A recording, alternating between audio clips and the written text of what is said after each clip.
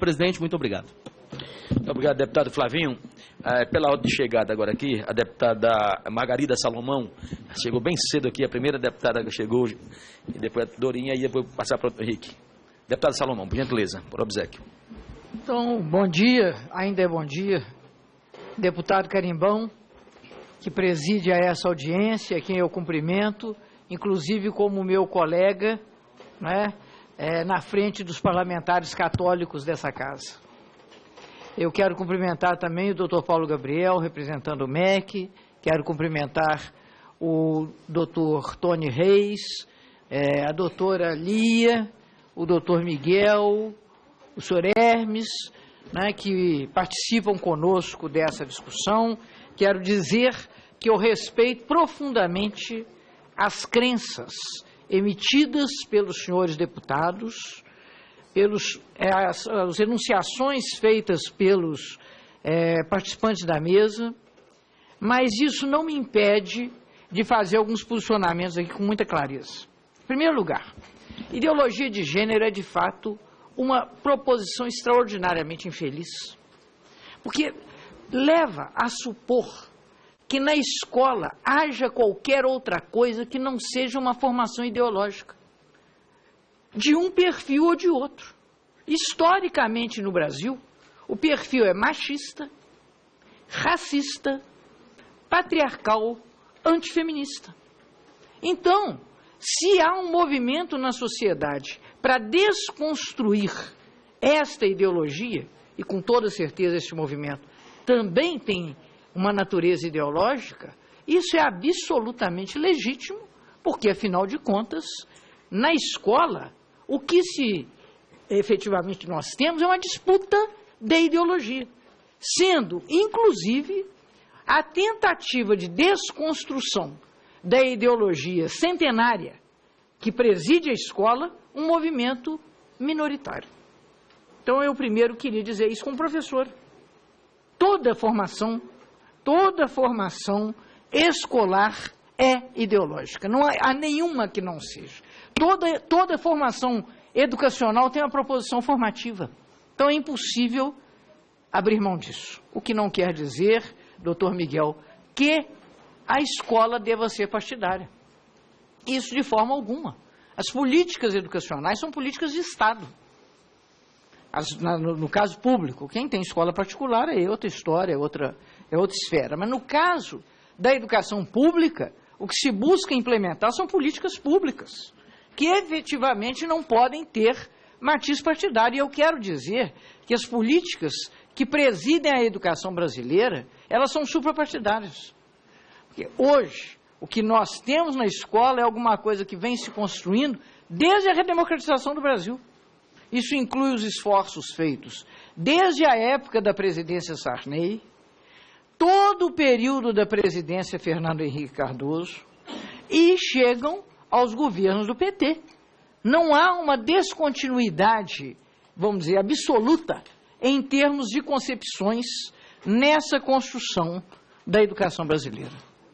Quero dizer mais que a Conferência Nacional de Educação, ou o Fórum, que são independentes do Parlamento, são autônomos na sua condição de proposição, aliás, devem sê-lo, porque se forem meramente uma câmara de rebatimento do que diz o MEC ou o que diz a Câmara, são inclusive desnecessários.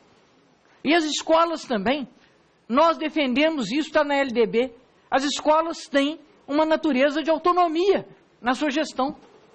Isso é próprio da escola. Se a escola não tiver autonomia, a escola está morta. O que não quer dizer, evidentemente, que se deva pregar na escola, por exemplo, nazismo. Ou qualquer coisa que contrarie a Constituição brasileira. A Constituição brasileira, ela é maior do que o Plano Nacional de Educação. E ela é absolutamente clara na sua definição de que nós devemos, nas políticas educacionais, lutar contra qualquer tipo de discriminação. Então, isso dito, eu quero dizer que eu me sinto fortemente contemplada pela fala da professora Lia. Até porque eu sou, como ela, professora universitária. Ela é antropóloga, eu sou linguista. O que ela disse é aquilo que é considerado ciência na universidade, não na universidade brasileira. Isso é o que vem se acumulando como conhecimento científico em termos internacionais. E isso há coisa de mais de 100 anos, se nós formos pensar nos termos disciplinares da antropologia, das ciências sociais. Eu estudo, professor Miguel, a linguagem. A linguagem, sem sombra de dúvida, uma capacitação biológica da espécie. Descartes até a tinha como a capacidade distintiva dos homens frente aos outros animais. A linguagem é uma capacidade universal, biológica. Qualquer criança que não seja submetida a algum tipo de privação muito violenta do ponto de vista social, que não tem um problema biológico, ela desenvolverá a capacidade de falar. Entretanto, são mais de 6 mil línguas que nós falamos no mundo. Se eu estivesse falando em russo, é bem possível que a maioria de nós, que eu não conseguisse me fazer entender. Então, essa relação entre biológico e social e cultural é uma complexidade que não pode ser linearizada de uma forma rudimentar. Não se pode imaginar que aí nós vamos ter uma determinação biológica ou uma determinação social. O corpo humano, até a forma que nós temos de nos comportar, é construída socialmente. E isso é ciência. E isso me espanta que nós tenhamos um embate anticientífico, que eu acho que é legítimo, porque, afinal de contas, as várias formas da convicção democrática, né, são inteiramente defensáveis. Essa é a casa, exatamente, da diversidade. Mas eu me pergunto, até onde vamos com isso? O doutor Miguel disse também sobre o fato de que nós não devemos apresentar uma hipótese científica na escola. Olha, não, bom, então o que não deve presidir, talvez, a formação. O Estado não deve se comprometer com uma hipótese. Muito bem, mas eu quero lhe dizer que a educação moderna é inteiramente comprometida com a ciência. Eu quero lhe... Não, estou falando do ponto de vista público. A senhora não me entendeu o que eu disse. Eu disse, o Estado não pode se comprometer oficialmente com uma hipótese científica.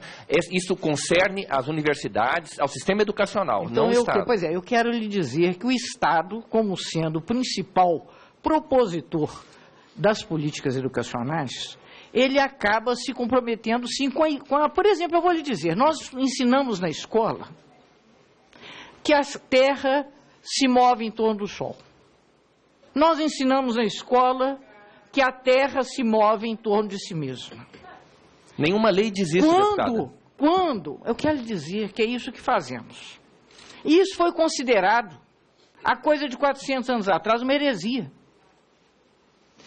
Em 1992, quando se comemorava os 350 anos da morte de Galileu, o Papa